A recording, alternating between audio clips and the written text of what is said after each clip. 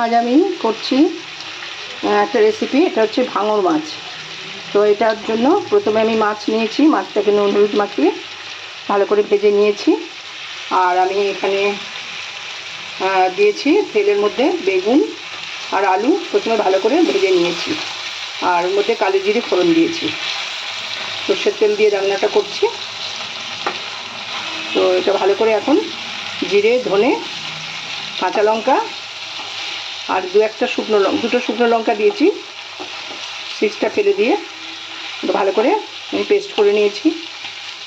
করে আমি এখন এটা দিয়ে কষিয়ে নিচ্ছি।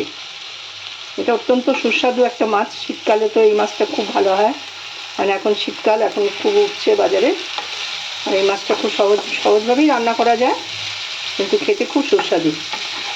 অনেকটা ইলিশ মাছের মতন লাগে, কারণ খুব তেল হয় এই সময়, শীতের সময়। তো এখন আমি এটাকে ভালো করে কষিয়ে নিচ্ছি।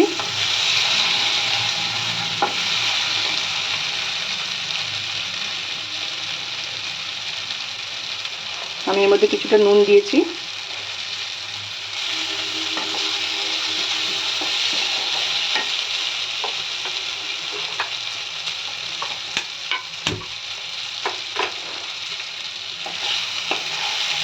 মশলাটা যেন ভালো কষানো হয়, তাহলে টেস্টটা ভালো হবে।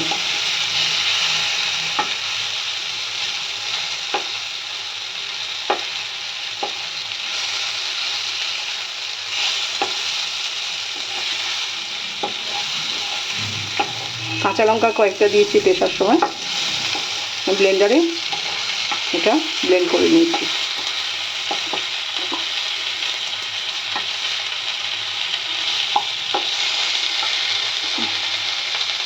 এটা হচ্ছে ভাঙর মাছ। এটা দেখতে অনেকটা পার্শে মাছ যেরকম, অনেকটা এরকম, কিন্তু এটা সাইজে বড় হয়,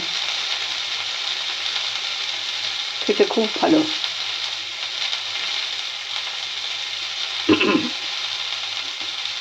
আমার মশলাটা কষানো হয়ে গেছে প্রায়। এখন আমি এখানে জল গরম করে রেখেছি। এই জলটা, গরম জলটা আমি এর মধ্যে ঝোল হিসেবে দিয়ে দিলাম।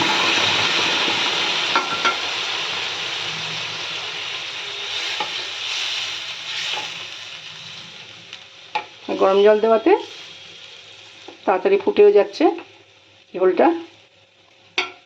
এর মধ্যে আমি ভাজা মাছ কটা আমি দিয়ে দিলাম। দিয়ে ফুটে গেলে আমি ঝোল থাকতে নামিয়ে নেবো।